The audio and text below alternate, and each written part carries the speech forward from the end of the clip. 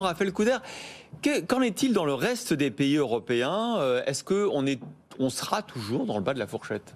Oui, alors l'âge de départ chez nos voisins, il est déjà repoussé à 67 ans chez certains de nos principaux voisins. C'est le cas par exemple en Espagne. Là-bas, une réforme votée en 2011 décale désormais chaque année le taux de départ à taux plein de quelques mois. Il faut aujourd'hui avoir 66 ans et 4 mois pour toucher cette fameuse retraite à taux plein. Et ce sera 67 ans dès 2027.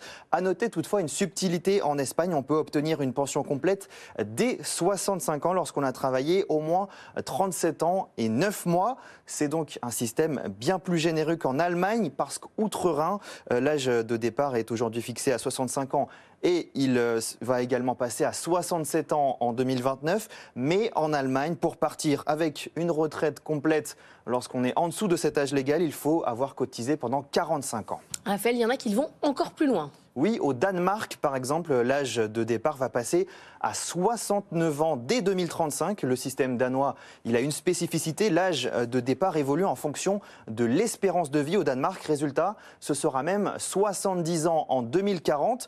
Le taux d'emploi dans le pays des seniors y est l'un des plus élevés d'Europe. 72% des 50-64 ans sont actifs sur le marché du travail. Allez, coup de projecteur sur l'Italie où c'est particulièrement compliqué. Oui, parce qu'en principe, en Italie, l'âge légal de départ est également de 67 ans. Mais en pratique, il y a de nombreuses dérogations.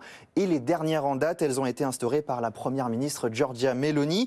On peut désormais, partir à la retraite en Italie dès 62 ans lorsqu'on a travaillé pendant 41 ans. Et pour les mères de famille, cet âge de départ, il est même avancé à 58 ans avec 35 ans de cotisation.